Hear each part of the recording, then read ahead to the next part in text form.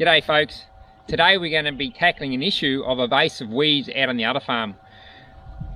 We've got two dams out there where invasive weeds are starting to take over and consume the whole top surface and making it hard for the cattle to get in and drink without clearing that weed out the road. So we've got water lettuce, hyacinth and lilies, which we've got to treat. So it's causing the water to evaporate at a fairly fast rate out of the dam, because obviously the weeds need water to grow, and there's that much of it, it's starting to pulling out at a rapid rate. So we'll head out and we'll treat it. So let's get this bike loaded up and we'll get the job done.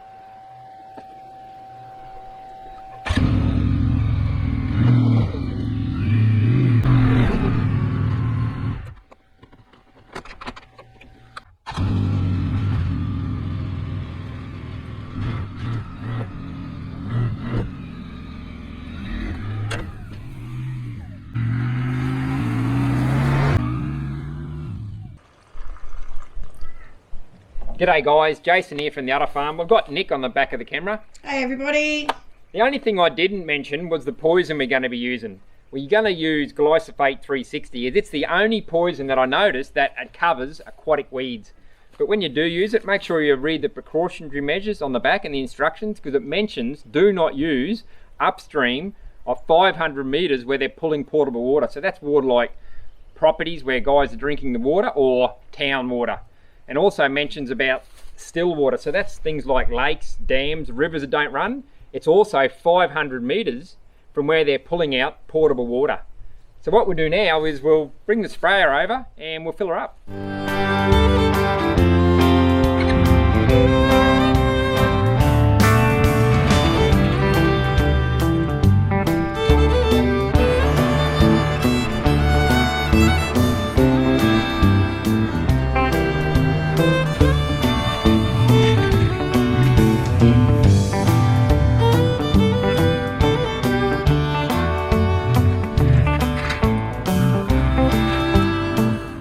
So before you start spraying, you want to make sure you're standing upwind. That way you're not going to get the mist back in your face, but today is pretty well no breeze around. But I'm going to throw a mask on anyway. I'm just going to test the old wind first with the old wet finger and find out which way it's going. I'm sure it's going that way. Yep, I can feel the coolness on the back of my finger, so it's going that way. Second guess, always throw the old leaf or bit of grass in the air.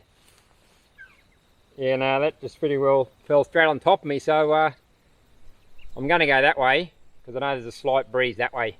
Alright, let's get into it.